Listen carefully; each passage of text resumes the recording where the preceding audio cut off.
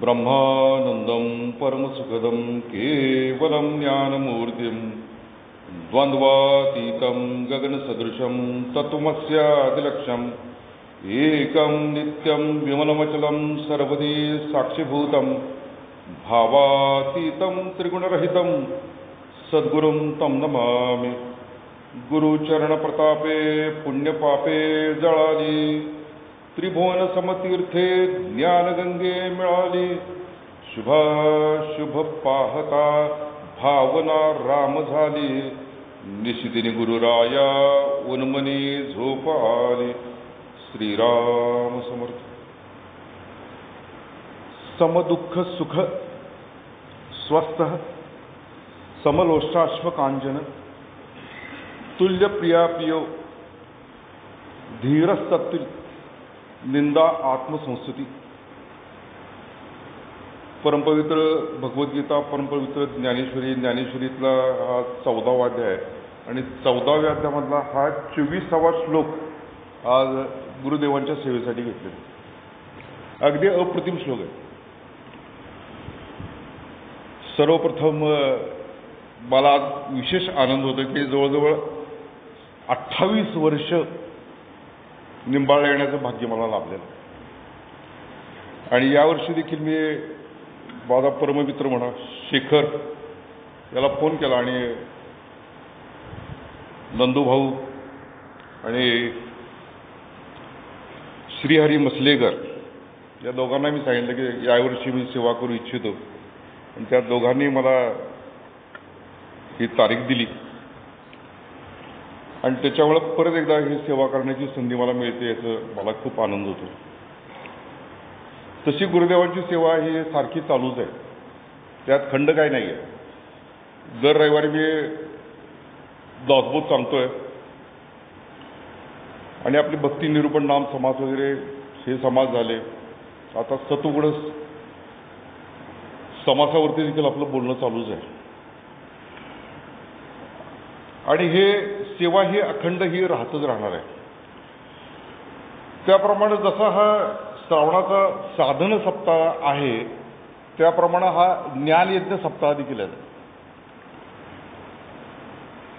कारण गेले महिनाभर या ठिकाणी हा जो प्रवचनाचा कार्यक्रम जो म्हणतो आपण 4:30 ते 5:30 त्यामध्ये ज्ञानयज्ञ हा चालूच राहणार आहे आणि असा हा श्रावणाचा 3रा दिवस आहे आणि पहिले 2 दिवस कुमार काका अर्थात डॉक्टर अली कुमार यांनी 2 प्रवचनं गुंफलेली आहेत आणि हाच 3रा दिवस आहे। आतमधून एक स्फुरण निर्माण होत असते सारखं आणि ते स्फुरण म्हणजे काय की प्रवचनाला जायचं ठरलं की आतूनच तो विषय बाहेर येतो। त्यासाठी विचार करायला लागत नाही की काय बोलायचं आहे, कसं करायचं आहे, कुठला विषय घ्यावा, असं कधी येतच नाही। त्या क्षणी तो विषय बाहेर येतो आणि तो विषय हा 14व्या अध्यायातला 24वा श्लोक जो आहे समदुःख सुखा स्वस्थ समलोष्टाश्म कांचन तुल्य प्रिया प्रियो धीर तुल्य निंदा आत्मसंस्तुती। हा 24वा श्लोक डोळ्यासमोर आला की याच्यावरती आपल्याला गुरुदेवांची सेवा करायची। हा जो श्लोक आहे तो गुणातीताचा श्लोक आहे। जसं स्थितप्रज्ञाचे काही श्लोक आहेत, काही कर्मयोगाचे श्लोक आहेत, काही भक्तांचे श्लोक आहेत, काही योगाचे श्लोक आहेत, तसा हा गुणातीताचा श्लोक आहे। हा श्लोक म्हणजे जे ह्याच्यामध्ये वर्णन केलेलं आहे ते आपलं वर्णन नाही आहे, साधकाचं वर्णन नाही आहे। आपण अजूनही साधक लोक जे आहोत ते गुणामध्येच अडकलेलो आहोत आणि रोज आपण ते संध्याकाळी म्हणतो की रज तम सत्व आहे ज्याच्या अंगी याच गुणे जगी वाया गेला।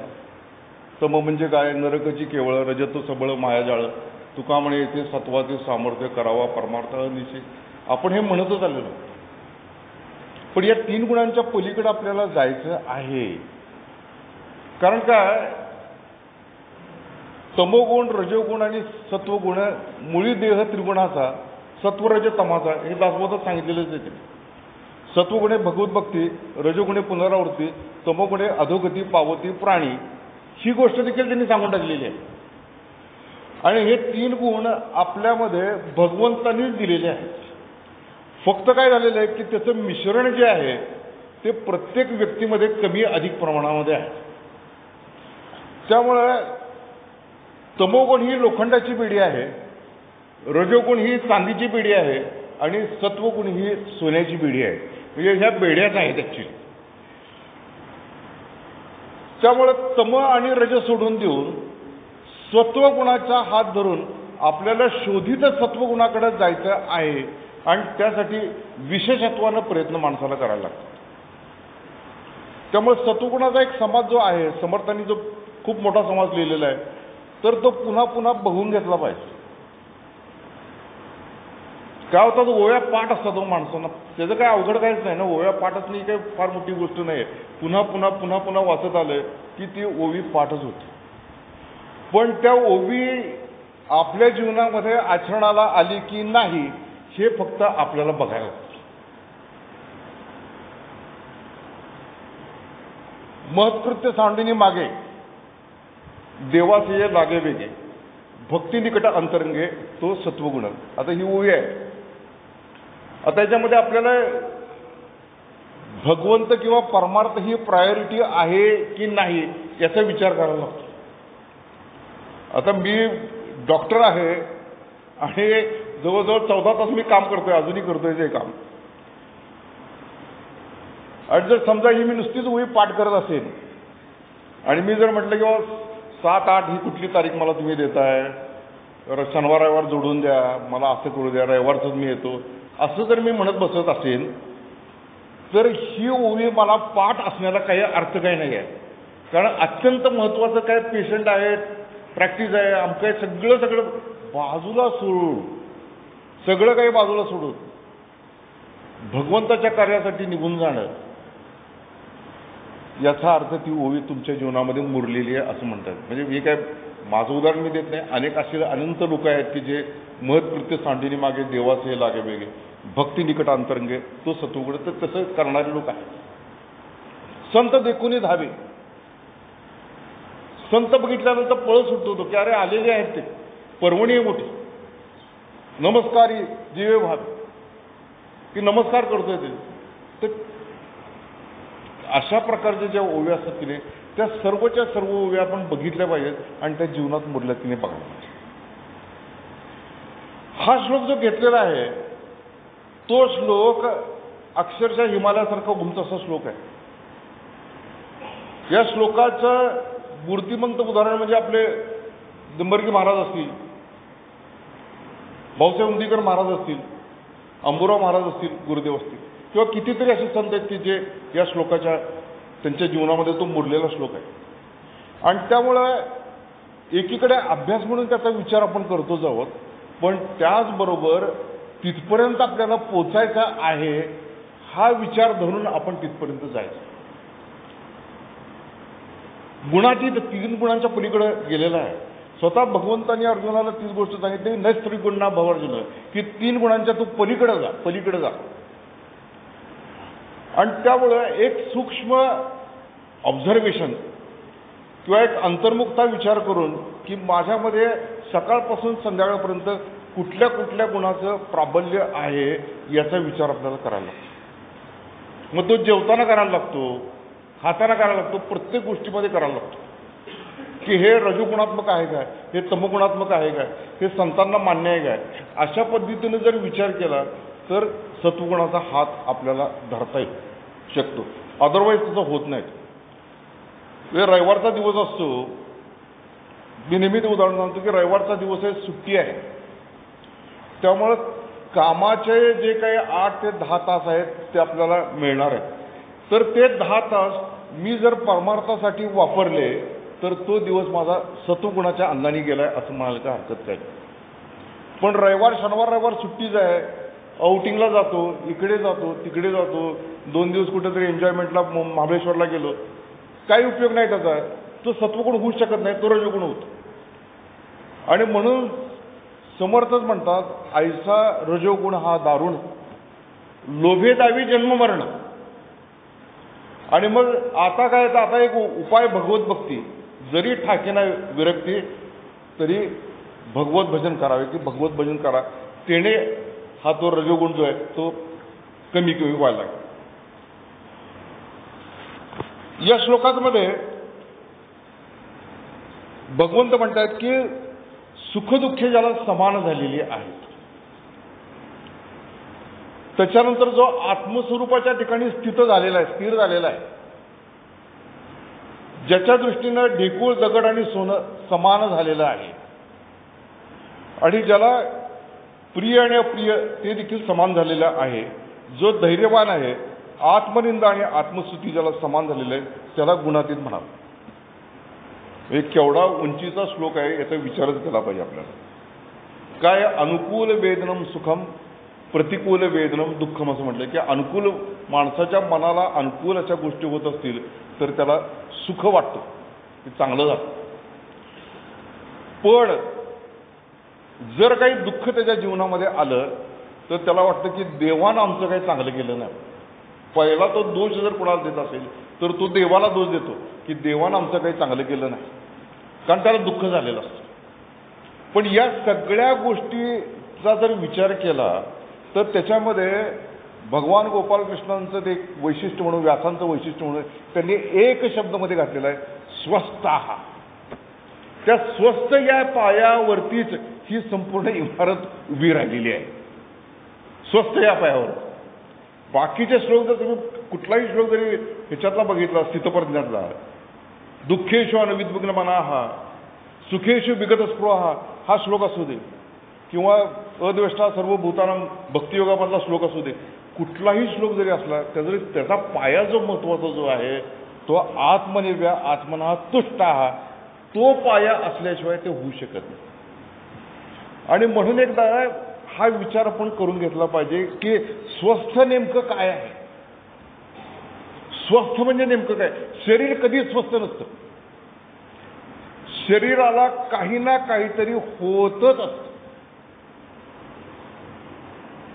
म्हणजे कधी ऍसिडिटी होते, कारण काल रात्री पावभाजी आमकं तमकं खाल्लेलं असतं, तापलेलं असतं जोरात, दुसऱ्या दिवशी म्हणतो की ऍसिडिटी झाली, म्हणजे शरीर स्वस्थ राहत नाही होत.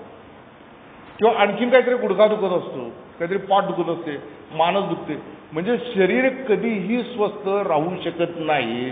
त्यामुळे स्वस्थ या शब्दाच्या पाठीमागे त्यांचा एकमेव विचार आहे की आत्म्याच्या ठिकाणी जो रममाण झाला तो स्वस्थ.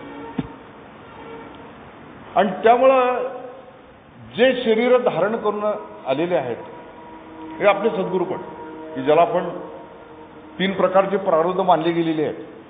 एक अनिच्छा प्रारब्ध, एक परेच्छा प्रारब्ध आणि एक स्वेच्छा प्रारब्ध.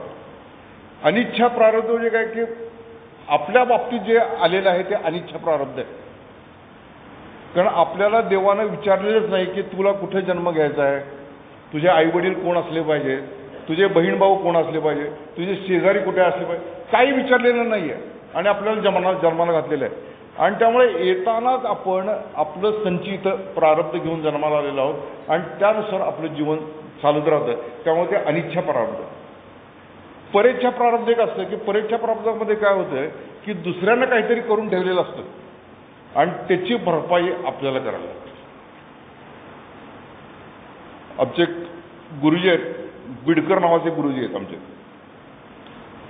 तर ते त्यांच्या मित्राला बँकेमध्ये जामीन राहील आणि त्याच्यानंतर त्यानं हे कर्ज भरलं नाही. शेवटी हे जामीन असल्यामुळं ह्यांना स्वतःचा फ्लॅट विकून ते कर्ज भरायची पाळी आली. म्हणजे याच्यात काय परेच्छा प्रारब्ध, दुसऱ्याची इच्छा काहीतरी आहे. किंवा मुलांना कर्ज करून ठेवलेलं असते, वडिलांना फेडायला लागते, वडिलांनी कर्ज करून ठेवलेलं असते, मुलांना फेडा, म्हणजे ह्याच्यामध्ये परेच्छा प्रारब्ध. आणि स्वेच्छा प्रारब्ध जे असते ते संतांच्या बाबतीमध्ये दिसते. कारण देह धारण केला की त्या ठिकाणी त्या देहाचं प्रारब्ध हे त्या व्यक्तीला भोगावंच लागतं.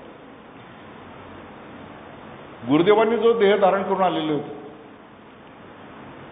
विचार करा, त्यांनी स्वतः म्हटलेलं आहे, 40 वर्षामध्ये एक दिवस असा माझा गेला नाही की ज्या दिवशी माझी तब्येत धड होती, मी कायमचाच आजारी, असं गुरुदेव म्हणत होते. त्यांचं अंग, पाठ सगळं कमालीचं दुखायचं आणि अक्षरशः तो एक गोळा होता, त्या गोळ्याने फेकून मारून इतकं मारलं जायचं त्याच्यानंतर ते दुखणं कमी व्हायचं. जोगळेकर तिथं बसलेले होते, त्यांच्या डोळ्यामध्ये पाणी यायला लागलं ते बघून बघून. गुरुदेव म्हणाले इथं रडायचं नाही म्हटलं, निघा म्हणजे त्याशिवाय माझं दुखायचं कमी येत नाही म्हटलं. त्याला अंग इतकं दुखतंय ठणकतंय, त्याला मी काय करू. याचा अर्थ काय की जो देह गुरुदेवांनी धारण करून आलेला होता तो स्वेच्छा प्रारब्धानं करून आलेला. त्यामुळे त्या देहामध्ये राहून देखील जो अशक्त नाहीये, कारण त्यांचं चालणं देखील प्रचंड वेगानं होतं, त्यांच्या सगळ्या क्रिया वेगाने होत्या, 24 तास ते नेमामध्ये राहत होते, पण तरी देखील वजन अस्थिचर्म असे अंग देह धारण करून येऊन देखील ते सगळं त्या देहामधलं दुःख भोगत होते. याचं कारण ते स्वेच्छा प्रारब्ध घेऊन आले. पण हे प्रारब्धाचे भोग भोगत असताना देखील ते स्वस्थ झालेले होते, हे त्यातलं महत्वाचं आहे. आणि स्वस्थ होण्यासाठी जे साधन सांगितलेलं आहे ते एकमेव साधन आहे की नाम साधनच सांगितलेलं आहे.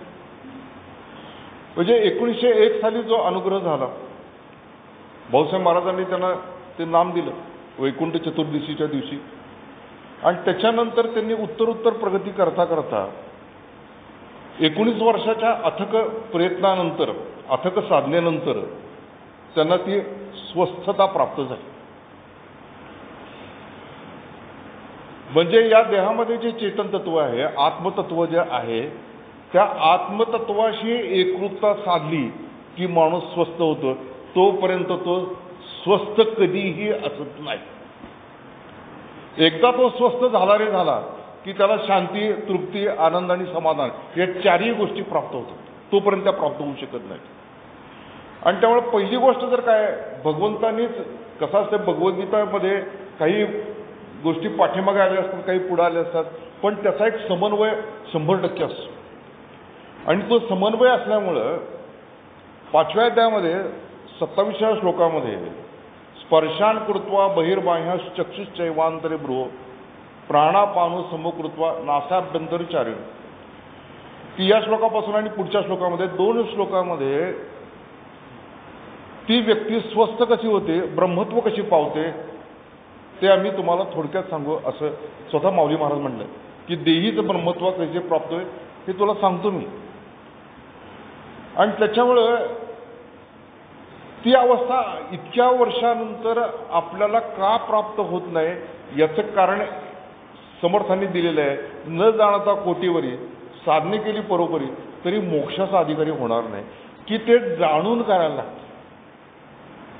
साधन दिलेलं आहे, श्वासामध्ये घ्यायला सांगितलेलं आहे, पण सेल्फ जो आहे त्या सेल्फवरती जाण्याचं जर कामच जर केलं नाही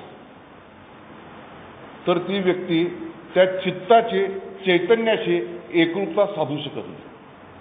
कारण हा नुसता बसणे आणि ते करत बसणे याच्यावरतीच होतं.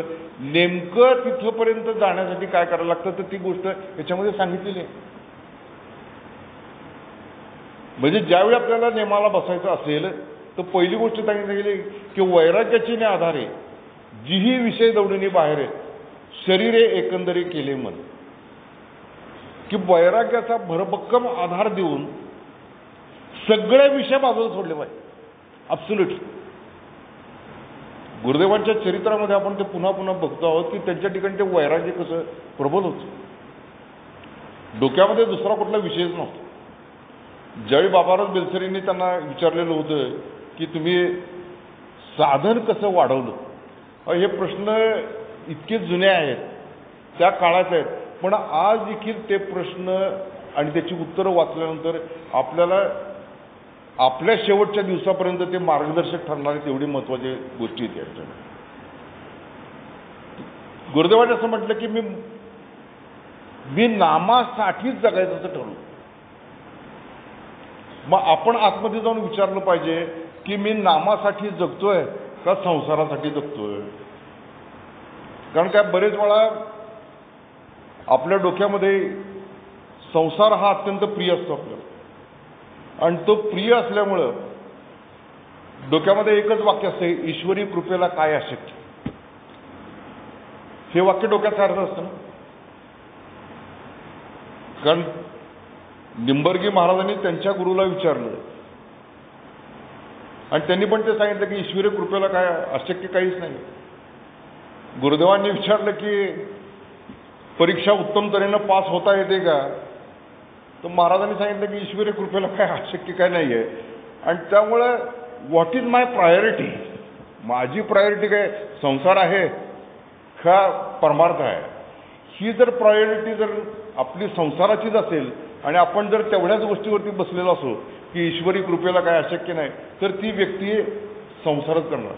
संसारी मनुष्य पाहे संसाराची वास, परी भगवंताचे अंश भगवंतीची ती. समर्थ लिहिताय तिथं, संसारी मनुष्य पाहे संसारी, तर दुसरा विचारच करत नाही तो फक्त शरीर स्वस्थ कसं राहील, संसार कसा उत्तम होईल. This is not our priority. गुरुदेवांनी सांगितलं God realization or self realization is and only aim of life for oneself for others. दुसरा कुठलाही एमच असू शकत नाही. त्यांना ज्यावेळी विचारलं की तुम्ही राष्ट्रपती व्हाल काय, तर त्यांनी जोरदार मान हलवली की नाही, माझं जीवन मी पूर्णतः आत्मसाक्षात्कारासाठी वाहिलेलं आहे. आणि हे वाचल्यानंतर आपण विचारलं पाहिजे स्वतःला की अरे देशपांडे, तुझं जीवन कशासाठी वाहिलेलं आहेस तू. प्रत्येकानं स्वतःला विचारलं पाहिजे. हो, दुसऱ्यांनी सांगून चालत नाही. मला विचारलं पाहिजे की तुझं जीवन कशासाठी तू वाहिलेलं आहेस केलं. गुरुदेवांनी काय म्हटलं, माझं जीवन त्यासाठी वाहिलं. आणि त्यामुळं नोकरी आणि परमार्थाला पूरक असं वाचन सांभाळून सर्वच्या सर्व वेळ मी नामस्मरणासाठी घालतो. आता याच्यामध्ये ती सांगितली गोष्ट सांगितली वैराग्याची नादरी की भरभक्कम वैराग्याचा आधार आहे. होतो आंघोळ झाली रे झाली की मध्ये कोणी आलेलं त्यांना आवडत नव्हतं. झट दिशेने कुणाला तरी सरकून पहिलं काय महाराजांचे अर्थ, दुसरं काय अंगाला लावला, तिसरं नेमाच्या खोलीत तडा. आणि मग काय तृप्तीचा नेम झाल्याशिवाय गुरुदेव बाहेर येत नव्हते. मग कधी ती तृप्ती 15 मिनिटात होत असेल, अर्धा तास, काही वेळा 3 तास बसत असेल, काही वेळा त्यांना उठू नये असं वाटत असतं. पण तो तृप्तीचा नेम झाल्याशिवाय बाहेर येत नाही. याचाच अर्थ काय की प्रायोरिटी. आणि मग त्याला जे सूत्र सांगितलं, कारण काय आहे की चंचलम ही मनकृष्णा प्रमाती बलवदृढम, की मन हे चंचल आहे. आपल्याला सगळ्यांना अनुभवतो आहे की बसल्यानंतर मन काही नामावरती राहत नाही, श्वासावरती राहत. त्यामुळे त्यांनी काय सांगितलं की मन हे चंचल आहे, पण श्वास हा कमी चंचल आहे. कारण तो नियमित आहे, तो 16 ते 18 वेळा होईल, 14 ते 18 वेळा होईल. आणि त्यामुळे त्या श्वासावरती बसवून नाम सगळं जे लक्ष जे आहे ते या भ्रूमध्यामध्ये किंवा जेथे तिहे सिंधी भेटी, जे तर भ्रूपल्लवा पडे गाठी, ते तर पाठमरी दिठी पारखोनी, सांडुनी दक्षिणाने वाम प्राणापान सम चित्तेची योमक आम्ही करते. हा त्यातला मेन जो महत्वाचा भाग जो आहे साधनेचा तो हा आहे की श्वासावरती नाम घेतलं, पण सगळं लक्ष जे आहे ते या ठिकाणी ठेवायचं. देवाचे द्वारी उभा क्षणभर, की तिथं एक क्षणभर थांबल्यानंतर मनामध्ये विचार नाही, वृत्ती नाही, नाम नाही, काही नाही, केवळ अस्तित्व मात्र जाणीव, प्युअर कॉन्शियसनेस, डिवाइन सेल्फ ज्याला म्हणतो आपण. एक म्हणजे पर्सनॅलिटी सेल्फ आणि एक डिवाइन सेल्फ. तर डिवाइन सेल्फ म्हणजे काय की कुठलीही वृत्ती नाही, तिथं विचार नाही, त्या ठिकाणी मी आहे ही जी अस्तित्व मात्र जाणीव आहे, त्या जाणीविषयी एकरूप होण्याचा प्रयत्न करणे म्हणजे तुकाराम महाराजांनी चित्त चैतन्या पडता मिठी असं सांगितलेलं. आणि ते जर केलं नाही तर नुसतं त्याचा काय याचा परिणाम होणार नाही असं काही नाही आहे. परिणाम काहीतरी होणारच तो. कारण काय गोंदवलेकर महाराजांनी म्हटले नाम कसंही घ्या, त्याचा परिणाम झाल्याशिवाय होणार नाही. होणारच परिणाम, म्हणजे नामस्मरणाचा परिणाम हा होणार. पण आपल्याला काय व्हायचं आहे, गुणांच्या पलीकडे जायचं आहे, आपल्याला गुणातीत व्हायचं आहे. आपलं ध्येय ते आहे, आत्मसाक्षात्कार हे ध्येय धरून आम्ही गुरुदेवांच्या चरणाजवळ आलेलो आहोत. आणि ते जर त्यासाठी जर चरणाजवळ आलं असेल तर आपल्याला प्रोसेस नेमकी माहिती नसते. मग किती वेळ बसणार, किती वेळ बसतो, पण बसताना असं लक्षात घे की सेल्फवरती जाणं हे तुझं ध्येय आहे. सेल्फवरती जाणं हे तुझं ध्येय आहे. त्यामुळे ते श्वासावरती घे, तिथं पूर्ण. आणि पुढं त्यांनी स्पष्ट सांगितलेलं, जे तर हे संसार चित्र उमटे तो मनुरूप पटू फाटे, जैसे सरोवर आटे मग प्रतिभा नाही, तैसे मन हे बुद्धल जाय. तेथे अहमभावाधिक देखील आहे, तो शरीराचे ब्रह्म होय अनुभवितो. म्हणजे काय की परमार्थ हा अत्यंत सूक्ष्म आहे. परमेश्वराचं रूप जे आहे, आत्म्याचं जे रूप जे आहे ते डोळ्यांना दिसणारं रूप नाही आहे. हा तर्काचे दिठी गोचर नव्हे किरीटी, ध्यान याची भेटी उत्कंठाव आहे. हा सदा दुर्लभ मना आप नव्हे साधा. म्हणजे काय, हा डोळ्यांनी दिसणारा नाही आहे, मन तिथपर्यंत पोचणार नाही आहे. याचा अर्थच मुळे आहे की जोपर्यंत मनातले विचार वृत्ती पूर्णतः मावळून जात नाहीत, टोटली मनाचं अमन होत नाही, थॉटलेस माइंड होत नाही, तोपर्यंत आपण त्या चैतन्याला कदापिही स्पर्श करू शकत नाही. आता विचार केला पाहिजे की आपण कसं बसतो आहोत. बसल्यानंतर त्याच्यामध्ये, कारण काय माहिती का, ध्यान म्हणजे मेडिटेशन काय आहे, total internal awareness is a meditation. त्या आतमधून तो जागृत पाहिजे. हो, आतमधून जर तो जागृत नसेल तर काय उपयोग नाही. आणि त्यामुळे श्वासावरती नाम घेतलं, मनातल्या मनातच घेतलेलं आहे, पण ते ऐकलं पाहिजे. ऐकलं जर नसेल तर मग ते काय वाया जाणार नाही आहे ते, पण काय ऐकायला पाहिजे, सोडताना पण ऐकायला पाहिजे. आणि ज्यावेळी मनामध्ये नामच नाही आहे, कुठलीच वृत्ती नाही आहे, तरंग कुठलाच उठलेला आहे, निस्तरंग अवस्था जी आहे, ती निस्तरंग अवस्था जी आहे ती परमात्म्याची अवस्था. त्यामध्ये केवळ फक्त मी आहे ही जाणीव आहे. आणि त्या जाणीवेशी एकरूप होणं हे त्याचा सेंट्रल पॉईंट आहे. तो सेंट्रल पॉईंट आहे. त्यामुळे त्या जाणीवेमध्ये किती काळ राहतोय मी, ही गोष्ट आहे त्यामध्ये. आणि म्हणून 12व्या अध्यायामध्ये ही गोष्ट पुन्हा त्यांनी सांगितली. आत्मा आहे चित्त मनबुद्धी सहित, माझ्या हाती अचिंबित न शक्ती देव, तरी गा ऐसे करी यया आठा पहारा माझारी, मोटेके निमिषभरी देतू जाय. आता मोटेके निमिष आणि 8 पहारामध्ये कसं आहे की समजा एक 2 तास नेमाला बसलेला आहे. 2 तास नेमाला बसलेला असल्यानंतर गुरुदेवांनी 1915 साली जे परमार्थाची पाणीनी आहे, गुरुदेवांनी काकासाहेब कारखान्याने ज्यावेळी विचारलं की कहो रामभाऊ, तुमच्या मनामध्ये वृत्ती कल्पना येतात का, तर त्याच्यावरती त्या काय गुरुदेव काय म्हणाले की महत्त्वाचं आहे की सुमारे 1 तासभर कल्पना येतात, नंतर येत नाही. म्हणजे याचा अर्थ काय की गुरुदेव बसत होते की ते तासाच्या पलीकडे जात होते, 1 तासाच्या पलीकडं, त्याशिवाय ते वृत्ती कमी होऊ शकत नाही ना. त्यामुळे म्हणजे काय, आपल्या बसण्याची जी बैठक जी आहे ती कमीत कमी 1.5 ते 2 तास असलीच पाहिजे. हो, गुरुदेवांच्या सारख्यांना जे निमतगी महाराजांच्या अवतार आहेत म्हणून आपण म्हणतो, आपला तो विशेष भाव आहे त्यांच्या पाठीमागे, तर त्यांना देखील जर 1 तास कल्पना येतात तर आपण सगळ्या ह्याच्यामध्ये इतके व्यस्त झालेलो आहोत, वी आर कॉमन पीपल, आणि त्याच्यामुळे इतके व्यस्त झालेले तर आपल्या मनामध्ये किती प्रकारच्या कल्पना वृत्ती येत असतील, आणि आपण नामावरती किती काळ राहत असू आणि सेल्फवरती किती काळ राहत असू याचा विचार केला पाहिजे. तो विचारच जर केला नाही गेला तर नुसतंच आपलं एक लेबल लावल्यासारखं आहे, आम्ही निंबाळचे, आम्ही इकडचे, आम्ही गोंदवलेचे, आम्ही तिकडचे, नुसतं लेबल लावल्यासारखं आहे. अनलेस वी बिकम दॅट, म्हणजे आपण ते झालं नाही तर काय उपयोग नाही. हो, या जन्मात येऊन मी काय केलं ना, नुसतंच लेबल लावून बसलो. पण मला जी अवस्था गुरुदेवांना प्राप्त झाली, जी अवस्था महाराजांना प्राप्त झाली, ती अवस्था जर मला या जन्मात प्राप्त झाली नाही तर मी एवढं वर्ष केलं काय, हा प्रश्न मी स्वतःला विचारला पाहिजे. स्वतःला जर प्रश्न विचार कसं असतं माहिती काय, त्या मी माझा ह्याच्यामध्ये एक चारोळी आहे. मी माझ्याविषयी बोलताना फारसा खोलात शिरत नाही. मी माझ्याविषयी बोलताना फारसा खोलात शिरत नाही, कारण मी नावालाही निर्दोष उरत नाही. माझ्याविषयी मी बोलू शकत नाही, मी बोलतच नाही. कारण काय की मला माहिती आहे की मी कुठं अडकलेलो आहोत. आणि त्याच्यामुळे काय, स्वस्थ होण्यासाठी ही एकमेव प्रक्रिया आहे की आपलं मन जे आहे ते अमन झालं पाहिजे आणि त्याचं नंतर उन्मन झालं पाहिजे. म्हणजे थॉटलेस माइंडमध्ये गेल्याशिवाय आपल्याला त्या चैतन्याशी एकरूपता साधता येत नाही. ध्यानी ध्याता पंढरी राया, मनासहित पालटे काय, तेथे बोला कैची उरी, माझे मी पण जाणारी की मी पण होऊन जातो तिथं. आणि म्हणून तिथं म्हणताना या आटा पहारा माजरी मोठे निमिष बरी देतू जाय, म्हणजे काही क्षण आपल्याला असे मिळतील की ज्याच्यामध्ये अंतःकरणावरती कुठलीच वृत्ती नाही, काहीच वृत्ती नाही आहे, केवळ मी आहे ही अस्तित्व मात्र जाणीव त्यामध्ये असते.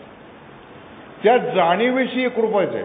आणि म्हणून तिथं म्हणताना जे काय म्हणूनच जे काय निमिख देखेल माझे सुख ते तुले अरोचक विषय घेईल, म्हणजे त्या 2 तास नेमाला बसल्यानंतर काही क्षण मला असे मिळतील की ज्याच्यामध्ये मला खऱ्या अर्थानं आत्मसुख प्राप्त होईल. आणि त्या आत्मसुखाची डेफिनेशन देखील ज्ञानेश्वर महाराजांनी केलेली आहे. किंबहुना सोय जीव आत्मयाचील आहे तेथे जे होय तया नाम सुख. अहो हा जीव म्हणजे हा जीव जो आहे जाणीव माझ्यामध्ये जाणीव त्या आत्म्याशी एकरूप झाल्यानंतर तिथं जे काय होतं त्याला सुख असं म्हटलेलं आहे. बाकी आपण काय खाल्लं पिलं त्यानं ते दॅट इज अ विषय सुख, काही ऐकलं विषय कानाचं सुख झालं ते पंचविषयी सुख आहे. हे जे सुख जे आहे that is a non dependent bliss. ते कुठल्याही व्यक्तीवरती अवलंबून नाही आहे, ते कुठल्याही विषयावरती अवलंबून नाही आहे, ते कुठल्याही वस्तूवरती अवलंबून नाही आहे. असं हे नॉन डिपेंडंट कुठल्याही विषय वस्तूवरती अवलंबून नसलेलं जे सुख आहे त्याला आत्मसुख आहे म्हटलं जातं. आणि ते आत्मसुख ते वेळोवेळी घ्यायचं की पुन्हा पुन्हा घ्या, पुन्हा पुन्हा घ्यायचे. आपण ते म्हणतो की वेळोवेळी घ्यावे आत्मसुख, तर तेच आत्मसुख आहे. म्हणून जे काय निमित्त देखील माझं सुख ते तुले अरोचक विषय घेईल की बसल्यानंतर इतकं बरं वाटतंय. त्याच्यामुळं गुरुदेवांनी देखील म्हटलंय की who will discard so much source of energy and bliss, की एवढा आनंद आणि ह्याच्यातमध्ये मिळत असताना दुसरीकडे मी दुसरा हा विषय सोडून देणार कसा. पुन्हा पुन्हा ते माणसं ते करत राहतात. काय जरी 1920 साली गुरुदेवांना ते पूर्णतः प्राप्त झालेलं होतं तरी देखील पुढच्या काळामध्ये म्हणजे 37 वर्ष जीवनाच्या अखेरच्या दिवशी देखील ते नेम करतात. याचा विचार आपण आतमध्ये जाऊन केला पाहिजे, म्हणजे किती त्याला महत्त्व त्यांनी दिलेलं होतं. आणि अशी स्वस्थता रोज थोडी थोडी लावत जाते. उद्या परत बसताना पुन्हा त्या पॉईंटपासून सुरुवात करायची, परत तिथं विचारांच्या पॉईंटला जायचं नाही. 1 2 3 4 5 दीर्घ श्वास घेतले, लांब घेतलं आणि पुन्हा तिथंच त्या ह्याच्यामध्ये त्या मेन सीट ऑफ कॉन्शियसनेस किंवा प्युअर कॉन्शियसनेस ज्याला आपण म्हणतो किंवा डिवाइन सेल्फ म्हणतो की जो कशाशी चिकटलेला नाही आहे, अशा या सेल्फवरती पुन्हा पुन्हा गेल्यानंतर ती व्यक्ती त्या आत्म्याशी एकरूप होऊन जाते, ज्याला आत्मनिवेदन भक्ती असं म्हटलेलं आहे. की ते सर्वांपासून सुरुवात करता करता आत्मनिवेदन भक्तीपर्यंत आले. आणि मग तिथं काय म्हटलेलं आहे की आत्मनिवेदना उपरी निखळ वस्तू निरंतरी आपण आत्माचे अंतरी बोध झाला. म्हणजे साक्षात्कार झाला म्हणजे काय, गुरुदेवांना साक्षात्कार झाला म्हणजे नेमकं काय झालं. त्यांनी जे म्हटलेलं आहे काकासाहेब कारखानीसना की जो साक्षात्कार ईश्वराचा साक्षात्कार प्रल्हाद दुव नारद वगैरे जे काही महाभागवत होऊन गेले त्यांना जो झालेला ईश्वराचा साक्षात्कार आहे तोच ईश्वराचा साक्षात्कार मला झाला, महाराजांच्या कृपेनं झाला आणि आता माझ्यापुरता परमार्थ संपला. हे 1920 सालची गोष्ट आहे. म्हणजे नेमकं काय झालं की आत्मनिवेदन झालं की देह मन बुद्धी पलीकडचं चेतन तत्व आत्मतत्व मीच आहे अशी अनुभूती आली. पुन्हा आत्मनिवेदना उपरी निखळ वस्तू निरंतरी आपण आत्माची अंतरी बोध झाला. आता तो बोध झाला त्या ब्रह्मबोध आहे, ब्रह्मची झाला. संसार खेद तोडाला. संसार म्हणजे काय की जन्म मृत्यू हे संसार आहेत ना. पुनरपी जननम पुनरपी मरणम पुनरपी जननी जठरे शैनम हा संसार आहे. मग आता संसार खेद तोडाला म्हणजे काय, आता लक्षात आलं की मला आता हे नाही आहे, जन्ममृत्यू नाही आहे. त्या जन्ममृत्यूच्या चक्रातून मी बाहेर गेलेलो आहे. बीज भाजूनी केली नाही आम्हा जन्ममरण नाही. आता आकाराचा कैसा ठाव देहीची झाला देव साखरेचा नो हे उच आम्हा कैसा गर्भवास. म्हणजे ही जी तुकारामांची अंतिम अवस्था होती तीच अवस्था गुरुदेवांना प्राप्त झाली. आता काय मला जन्म आणि मृत्यू नाही, मी त्याच्या पलीकडे गेलेलो आहे. काळाच्या माथ्यावरती पाय देऊन मी आता उभा राहिलेलो आहे. या देहामध्ये मी असून देखील या देहापासून मी अलिप्त आहे. तोही नेत्री पाहे श्रवणी ऐकूत आहे परी तेथीचा तो नव्हे नवल देखे, की देहभाव पूर्णपणे विरून तो शिवभाव प्राप्त झालेला आहे. अशा प्रकारची आंतरिक अवस्था प्राप्त झाल्यानंतर त्यांनी पुढं असं म्हणलेलं आहे मग देहो प्रारब्धी टाकेला सावकाश. आता हे त्याचा महत्वाचा भाग आहे हो, की आत्मनिवेदनाउपरी ते झालंच, ते त्या ब्रह्ममध्ये ब्रह्म झाला. पण पुढं काय केलं की जोपर्यंत देह धारण करून आलेलं आहे तोपर्यंत या देहाचं प्रारब्ध त्या व्यक्तीला भोगावंच लागतं, त्याची सुटका होत नाही. त्यामुळे कुठेही त्यांनी माझ्या देहाचं दुःख दूर होऊ दे अशी प्रार्थना केली. म्हणजे बघा, त्यांच्या पहिल्या पत्नी अत्यवस्थ झालेल्या होत्या आणि गुरुदेवांनी स्वतः असं म्हटलेलं आहे की देवाकडे जर शब्द टाकला असता तर तो माघारी फिरला नसता. एवढी म्हणजे त्यांच्या शब्दाला देवाकडे किंमत होती. पण देव जे करतो ते आपल्या चांगल्यासाठीच करतो, म्हणून मी शांत राहतो. म्हणजे तेवढी ताकद होती हो त्यांच्याकडे. जर ते पहिल्या पत्नीचं मृत्यू जर दूर सारू शकत होते तर स्वतःचा आजार पण ते दूर सारू शकत नव्हते का? पण त्यांनी तसं केलं नाही. त्यांनी म्हटलं की जे काय प्रारब्धाचे भोग येतात ते भोगतो मी, संपवत होते, कारण मी स्वेच्छा प्रारब्ध घेऊन आलेलो आहे. आणि पण या देहात असून देखील अलिप्तपणे जे साधलेलं होतं ते विशेष आहे. रामकृष्ण परमहंस शेवटच्या दिवसामध्ये अन्न जात नव्हतं, काही खायला काही शक्यच नव्हतं, घशाचा कॅन्सर झालेला आहे. आणि मग या सगळ्या विवेकानंदांनी सगळ्यांनी विनंती केली की कालीमातेला प्रार्थना करावं, प्रार्थना करा कालीमातेला, काय 2-4 घास तुमच्या पोटामध्ये जाऊ देत म्हणून. थोड्या वेळानंतर ते म्हणाले की आईला मी म्हणू शकलो नाही म्हणले. आई काय म्हणाली की या सगळ्यांच्या रूपानं तूच खातोयस ना, म्हणजे ही व्यापकता त्याच्यामध्ये आली, या सगळ्यांच्या रूपानं तूच खातोयस की. आणि दुसरी गोष्ट, एक हाडाचा सांगाडा डोळ्यासमोर आला म्हणला, तो तारेन कसा तरी बांधून ठेवलेला होता. म्हणजे काय आता जाण्याची वेळ झालेली आहे. म्हणजे शेवटच्या क्षणापर्यंत देखील संत हे त्यांचं प्रारब्ध भोग संपूनच ते जातात. आमचा प्रॉब्लेम आहे की आम्हाला प्रारब्धाचे भोग भोगायला लागू नयेत, आमचं आजारपण येऊ नये, आम्हाला हे होऊ नये ते होऊ नये, यासाठी संतांच्याकडे जाणाऱ्या लोकांची संख्या तुंबळ आहे, पुष्कळ संख्या आहे त्यांची. प्रत्येक जण येतो ते एक हे सांगत असतं की असं झालेलं आहे, ते तसं झालेलं आहे, अमकं झालेलं आहे, तमकं झालेलं आहे, आणि ते सोडवा. म्हणजे संत म्हणतात, गुरुदेव स्वतः म्हणतात की देवाकडे काही मागू नका, देवाला सगळं कळतं, तो सर्वज्ञ आहे आणि तुम्हाला जे द्यायचं असेल तो देतोच.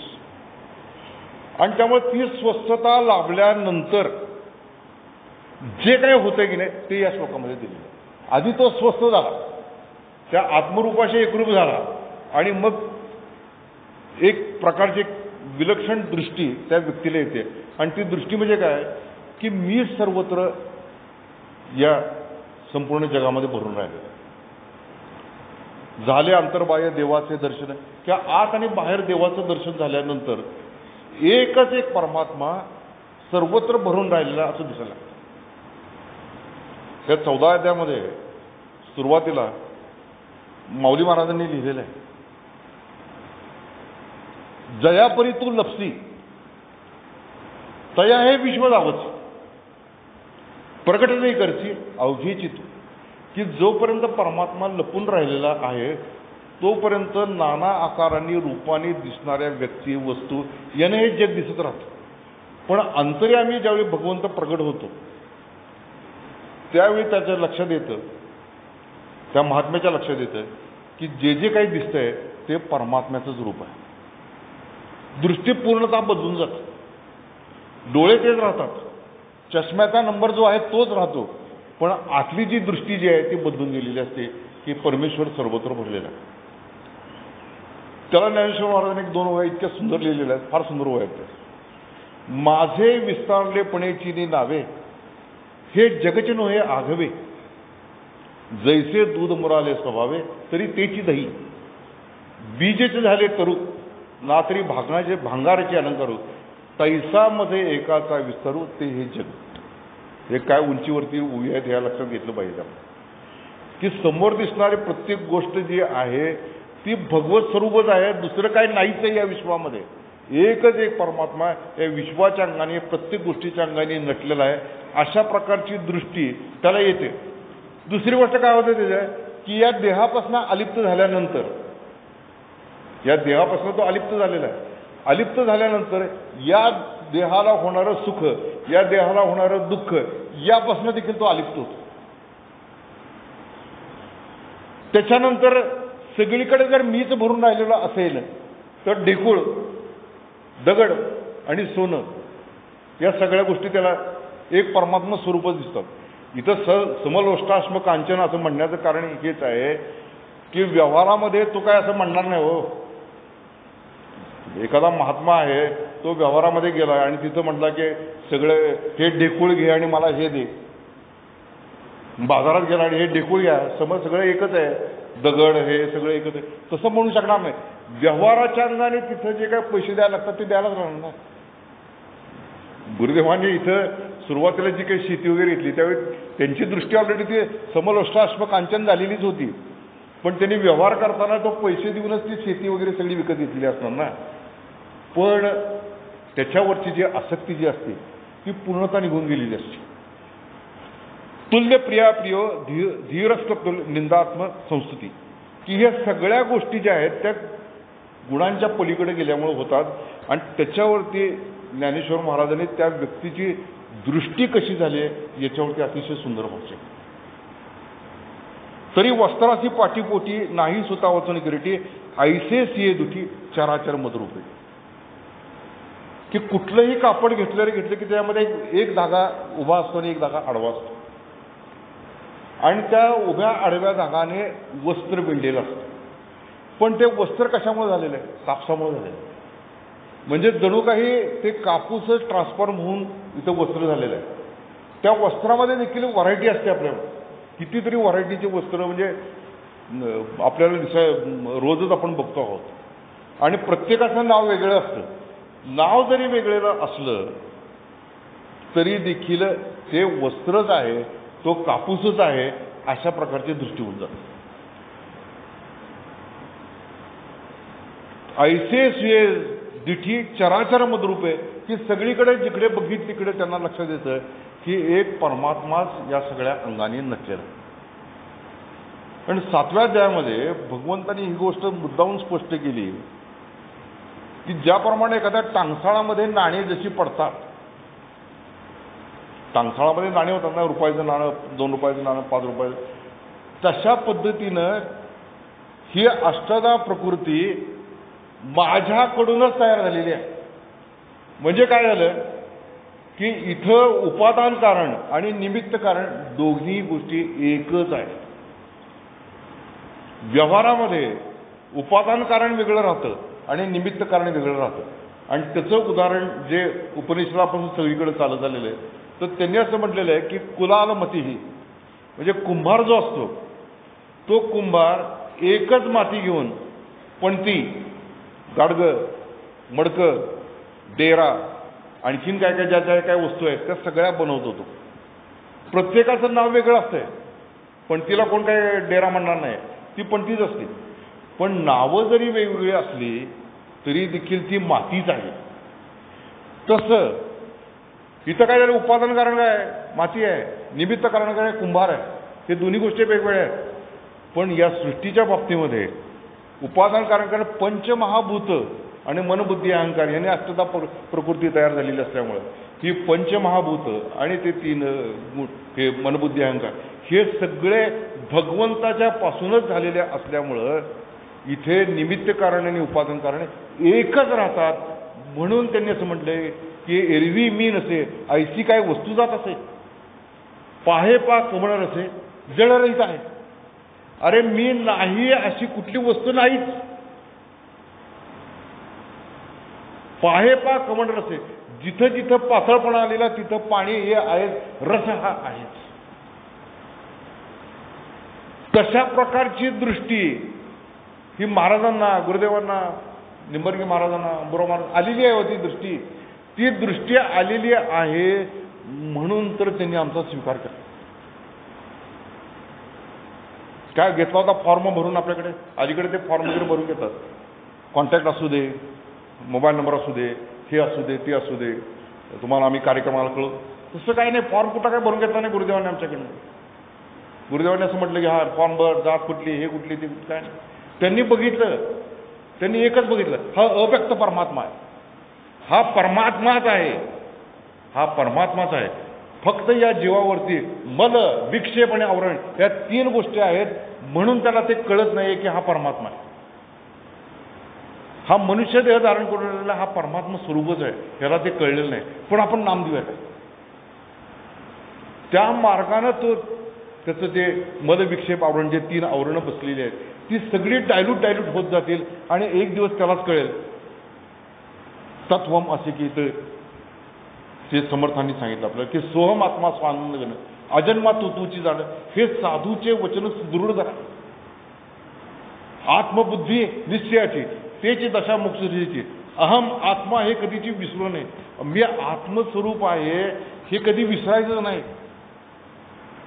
नाम घेताना देखील विसरायचं नाही. ज्याचं नाम मी घेतो आहे तो परमात्मा आणि मी तत्वता दोघंही एकच आहोत ना. मग मी देह, मी जीव, माझं बंधन माझं आहे, जन्म मरण केली या कर्माचे बळ भोगी ना, असं म्हणण्याचं काही कारण नाही आहे. देह वाटे मी ज्या नरा, तो जाणावा आत्महत्यारा, देहाभिमाने एरज जरा भोगल्याचे भोग. आणि म्हणून ही काय दासबोध, ही जी काय इतकं महिनाभर आपण वाचतो दासबोध, ह्या ओव्या सगळ्या पाठ होतात, ऐकायला येतात, पण का मला वाटत नाहीये असं की मी आत्मस्वरूप आहे? का मला वाटत नाही? माझी ती बुद्धी, आत्मबुद्धी निश्चयाची का होत नाहीये? मी चालताना प्रत्येक गोष्ट करताना मी आत्मस्वरूप आहे, अंतरी संतत करी सोहम ध्यान, न जाई गुंतून संसारात, की तो परमात्माच मी आहे, हो परमात्माच मीच आहे, अशी बुद्धी त्याला सारखी झाली पाहिजे. आणि तशी दृष्टी आल्यामुळंच गुरुदेवांनी आम्हाला तो अनुग्रह दिला की ये ते नाम घे, कारण तू देखील अव्यक्त परमात्माच आहे. फक्त एवढीच गोष्टीच आहे की अनुग्रह ही सुरुवात असते. It is a initiation. गुरुदेवांचा शब्द आहे, त्यांना इनिशिएशन पाहिजे का? इनिशिएशन. सद्गुरू कृपा करून नाम देतील, पण मोक्ष हा ज्याचा त्यालाच मिळवायला पाहिजे, हे गुरुदेवांनी सांगितलेलं वाक्य. मोक्ष ज्याचा त्यालाच मिळवायला पाहिजे. आणि त्यामुळे त्याला दुसरा उपाय नाही. हो येणीची जन्मी येणीची काळे, संसारापासूनही होईचे निराळे, मोक्ष पाविजे निश्चळे स्वरूपाकारे, की याच जन्मामध्ये याच संसारामध्ये आपण वेळ काढला पाहिजे. वेळ काढल्याशिवाय ते होत नाही. गुरुदेवांनी तो वेळ काढलेला होता. म्हणजे कॉलेजमध्ये नोकरी करत करत ते जवळजवळ 7-7 तासाचा नियम त्या काळामध्ये करत होते. तर आपल्याला काय प्रॉब्लेम आहे हा आपण विचारलं पाहिजे की मला काय प्रॉब्लेम आहे, की मी काय वेळ काढत नाही आहे आणि काय वेळ. म्हणून तर तिथं आपलं अडचण ते तिथंच होतो. एक म्हणजे काय की बसणं हे थोडा वेळच बसणं होते, की जणू काही मी त्यांना बसल्यावर काय नेमाला बसल्यावर काय आज काय उपयोग नाही त्याचा. फुटके म्हणे एकवटले त्याने तुटक ध्यान केले. ते गोळा तरी झालं पाहिजे, गोळा तरी झालं पाहिजे. त्याची विचार वृत्ती मावळून कल्पना जाऊन ते मन पूर्णतः त्या सेल्फवरती कॉन्सन्ट्रेट होणं, याच्यासाठी दीर्घकाळ बसायला लागतो. कारण त्यांनी ते दाखवून दिलेलं आहे. महाराज 3 तासाची बैठक, 3 बैठकी 1.5 तासानंतर मांडी बदलायचे. हे काय झालं, नुसतं ग्लोरिफाय करायला सांगायला लागतो. महाराज बसवते, तू काय करतोय? केवळ बापांची महती सांगून होणार नाहीये ते. असे होते तसे. तू मी काय करणार आहे हे हा प्रश्न मला विचारला पाहिजे. ते झाले गे, ते मुक्त होऊन गेले, सगळं झालं त्यांचं. मी कधी होणार? आणि त्यामुळे काय की अशी दृष्टी त्याला प्राप्त होते. ट्रान्सफॉर्मेशन होतं, एकदम ट्रान्सफॉर्मेशन. आणि जोपर्यंत आतमध्ये ते ट्रान्सफॉर्मेशन होत नाही तोपर्यंत बाहेर किती बोंबलून सांगा तुम्ही, काहीच उपयोग होत नाही. सगळीकडे देव भरलेला आहे, हे आहे ते, काही उपयोग होत नाही. कोण कोणाला देव मानत नाही, काही नाही. कुठला देव मानताय? कारण काय, तसं जर आपल्याला देव जर वाटत असेल समोरची व्यक्ती, तर आपलं बोलणं मधुत्तम झालं पाहिजे. गुरुदेवांची लोकप्रियता कशामध्ये होते? वाणी अत्यंत मधुर होते. वागणं त्यांचा अत्यंत स्वभावच गोड होतो. परांतराचा न लावावा धक्का हे आपल्याला सांगायला लागतं. त्यांनी कधी धक्काच लावला नाही कुणाच्या अंतःकरणाला. म्हणून सुखदुःखा सारीसे कांटाळा आचरे ऐसे रिपुभक्ता जैसे हरीचे देणे, की एकच भगवंत सर्वांच्या रूपाने भरलेला असल्यामुळे तर त्यांना असं वाटतं की जरी समोर शत्रू जरी आला आणि मित्र जरी आला तरी देखील ही भगवंताचीच रूपं आहेत असं तो मानतो. काय काय कथा असतात बघा, रूपक कथा, त्यामध्ये सांगितलं असतं की एका कोणतरी साधू होता, त्याला असा काहीतरी कारणामुळे चोप बसला भरपूर आणि मग लोकांनी त्याला ते उचलून आणला आणि मग त्याची सेवा वगैरे केली आणि त्याला दूध वगैरे दिलं आणि त्यांना विचारलं की मगाशी तो कोण होता आणि आत्ता? ते म्हटले की मगाशी मारणारा भगवंत होता, आता दूध पाजवणारा भगवंत आहे. दोघेही भगवंतच आहे. म्हणून इथं ते म्हणताना सुखदुःखा सारीसे कांटाळे आश्रय असे रिपुभक्ता जसे हरीचे दे, हा देवाचं देणं आहे ते. कदाचित मागच्या जन्मामध्ये मी काहीतरी त्या व्यक्तीला त्रास दिला असेल म्हणून या जन्मामध्ये मला तो त्रास होतो. आणि अशा कथा पण भागवतामध्ये सगळीकडे सांगितल्या जातात. ती कैकई जी होती की नाही, कैकई म्हणजे कर्म कसं माणसाला सोडत नाही, तर त्या कैकई ते दुर्वास ऋषींची सेवा करत होती, दुर्वास ऋषींची. आणि ती सेवाने संतुष्ट झाले आणि ते दुर्वास ऋषी म्हणाले की तुझ्या हाताला यश मिळेल म्हटले. आणि एक दिवस ते दुर्वास ऋषी ध्यानाला बसलेले असतानामुळे ते कैकईने काय केलं, तिचा काजळाचा हात त्यांच्या तोंडाला फसला. हो, ज्यावेळी ते दुर्वास ऋषींना बघितलं त्यांनी तर ते म्हणले की तुझं तोंड काळं होईल. आता मग स्वर्गाच्या युद्धाच्या प्रसंगी कैकई त्या दशरथा बरोबर होती, त्यामुळे तिथं तिला ते हे प्राप्त झालं, यश प्राप्त झालं तिच्यामुळे, त्या युद्धामध्ये जय मिळाला. पण रामाला तिला वनवासाला पाठवायची बुद्धी झाली म्हणून तिचं तोंड काळं. म्हणजे याचा अर्थ काय आहे की आपलं कर्म जे असते की नाही ते कधीही पाठी सोडत नाही, ते पुन्हा पुन्हा ते आपल्याला भोगावंच लागतं. असं सांगितलं जातं की रामाच्या अवतारामध्ये झाडाच्या आडून रामानं बाण मारला आणि त्या वालीचा वध केला. श्रीकृष्णाच्या अवतारामध्ये त्याच बाणानं श्रीकृष्णाचा देखील वध झाला, म्हणजे त्याला जो बाण लागला. म्हणजे काय की रामाचा अवतार कधी आणि कृष्णाचा अवतार कधी याचा जर विचार केला तर खूप काळ गेलेला आहे. पण ते कर्म जे आहे ते लागतं, पाठीमागं शिल्लक राहतं, ते संचित कर्मामध्ये बदलून गेलेलं असतं. आणि म्हणून बघा इथं हा महात्मा कुणी काही त्रास दिला असेल, कुणी काही मदत केली असेल, काही सुख दिलं असेल, तर ह्या दोन्हीच्या गोष्टी बाबतीमध्ये तो उदासीन असतो. तो म्हणतो हरीचंच देणं आहे सगळं आणि तो शांत राहतो. एरवी तरी सहजे सुख दुःख तैसे सेविजे देही जळी होईजे मासोळी जैसी. आणि सहज जर विचार करून पाहिला की मनुष्य ज्यावेळी देहरूपी पाण्यामध्ये मासोळीसारखा अनन्य होतं तेव्हाच त्याला सुख दुःख घडतं. याचा अर्थ काय की जोपर्यंत देहबुद्धी घट्ट आहे तोपर्यंतच माणसाला सुखदुःखाचे हेलकावे भोगावे लागतात. महाराजांच्या शेवटच्या दिवसामध्ये अहो ती कल्पना करता येणार नाही. हो, आय एम अ डॉक्टर. तुम्ही कुठेतरी प्रवासाला जावा आणि जर गाडी थांबणार नसेल आणि तुम्हाला युरिनेशनला जायचं असेल, वॉशरूमला चांगला शब्द वापरू, आणि जाताच येत नाहीये, तर तुम्हाला ज्या वेदना होतात, ब्लॅडर पेन ज्याला म्हणतो आपण, bladder pain, severe pain it is, तर ते दुखणं इतकं सिव्हिअर असतं की तो माणूस तळमळल्यासारखा होतो. विचार करा, महाराजांचे शेवटचे दिवस आहेत, लघवी तटलेली आहे बिकॉज ऑफ प्रोस्टेट, त्यांच्या वयानुसार तो वाढली असेल, काही झालं असेल, आणि ते सगळं दुःख शांतपणे ते सहन करतायत. तळमळ इतकी होत असताना देखील म्हणजे देहापासून अलिप्तता कशी साधलेली असेल याचा विचार केला पाहिजे आपण. देहापासून जोपर्यंत अलिप्त होत नाही तोपर्यंत ते दुःख राहतं. एकदा अलिप्त झाला की मग तो दुःख त्याच्या पलीकडे जातो. तो मग देहाला काही सुखही होतील, काही दुःखाचे प्रसंग येतील, काही नाही, त्याच्यापासून अलिप्त होऊन जातो. म्हणून ती अलिप्तता साधायची असेल, जर जे या देहामध्ये अलिप्त आहे त्या अलिप्ताशी एकरूप झालं पाहिजे. जे देहात आहे पण देहाच्या पलीकडे आहे, ते जे अलिप्त तत्व जे आहे, चेतन तत्व आहे, त्याच्याशी एकरूप साधायचं.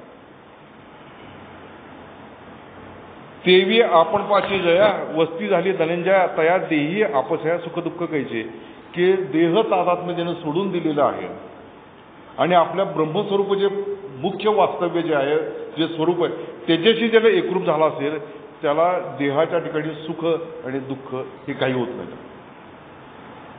लौकिक अर्थाने आपण बघू तर ते कंटाळ्यात काय होतंय, तया ही देह एक किर आती लौकिकी सुख दुःखे तया ते म्हणती परी आम्हा ते ऐसी प्रतिती परब्रह्मची हा, की लौकिक अर्थाने म्हणतील त्यांना हे असं झालंय तसं झालंय ताप झालाय अमकं झालंय कंटाळ.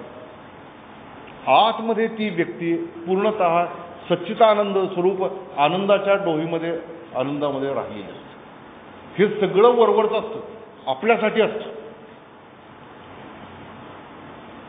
आणि मग निंदा आणि स्तुती नये कोणीची व्यक्ती नाही अंधारी का वाती सूर्यावरी, की काही वेळा निंदा होते काही वेळा स्तुती होते.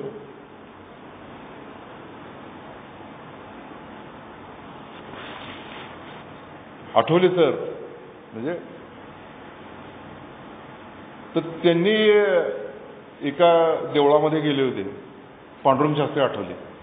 तर देवळामध्ये गेल्यानंतर ते भिकारी हे तिथं बसलेले असतात ना, कुछ दे दो बाबा भगवान के नाम पर कुछ दे दो.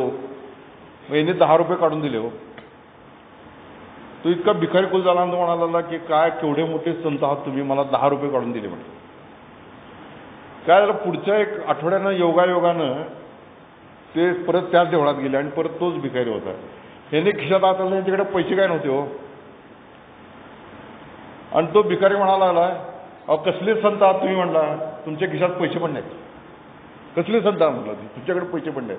म्हणजे मागच्या आठवड्यात केलेली त्यानं स्तुती आणि आत्ता केलेली निंदा, या दोन्ही गोष्टींना काय अर्थ नाही. हो लोक स्तुतीही करतात निंदाही करतात, दोन्ही गोष्टी ह्या लोकच करत असतात आणि विशेषतः आपल्या जवळचे नातेवाईकच ते करतात.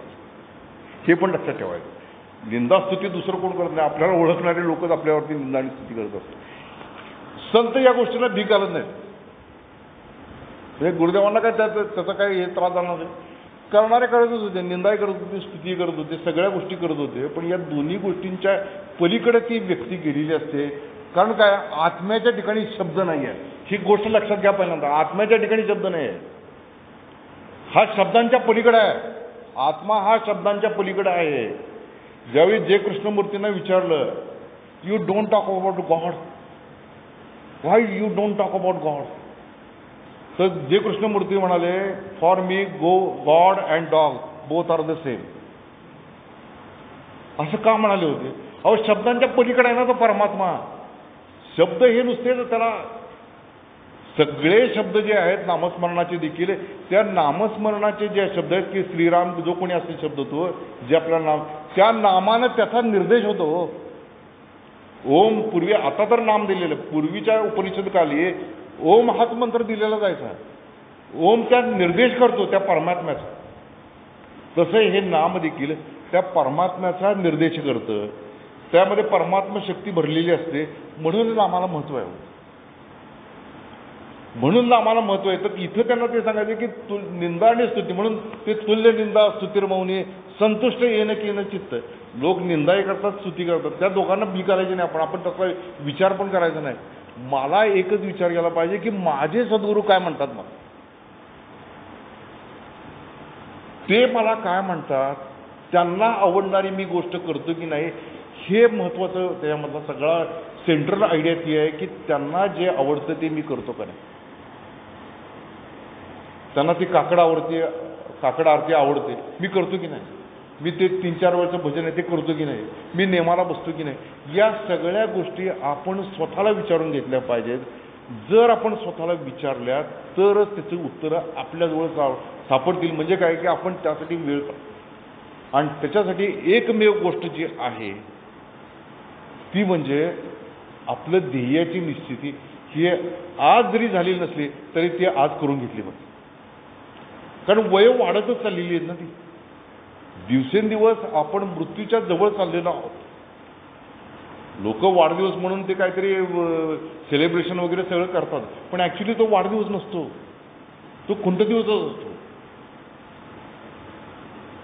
सोनोपंत दांडेकरांना ज्यावेळी ते 60वं वर्ष पूर्ण झालं तर ते त्यांच्या लक्षात आलं की हे लोक वाढदिवस करतील, काहीतरी इव्हेंट करतील, ते कुणालाही न कळवता अज्ञात ठिकाणी निघून गेले. तो वाढदिवसही नको, काहीच नको. म्हणजे काय की ते स्वतः म्हणायचे की हा वाढदिवस नाही, हा खुंट दिवस आहे, आता खुंटाला बांधायचे दिवस आले. कारण काय, साठीनंतर प्रत्येक दिवस हा एक एक दिवस, हा प्रत्येक दिवस हा बोनसच असतो. कधी माणसाला काय होईल हे सांगता येत नाही. आणि त्यामुळे विचार केला पाहिजे की गुरुदेवांनी अगदी 16व्या वर्षी ते येऊन 36व्या वर्षापर्यंत ते मूळ मोकळे झाले. महाराज पण त्याच वयामध्ये जवळजवळ आले. त्यांनी पण ते पुढे 17-18 वर्ष साधन करून ते मुक्त झाले. आणि मग त्या या अवस्थेला ते पुजले, समदुःख सखा स्वस्ता समलोष्टाश्व कांच्या, त्या स्थितीला ते पोचले. पण का पोचले? कट्टाचा नेम केला, कट्टाचा नेम केला, भजन केलं आणि ध्येय एकच ठेवलं की या जन्मात मी ते करून दाखव. आणि त्या जिद्दीनं आपण ते केलं पाहिजे.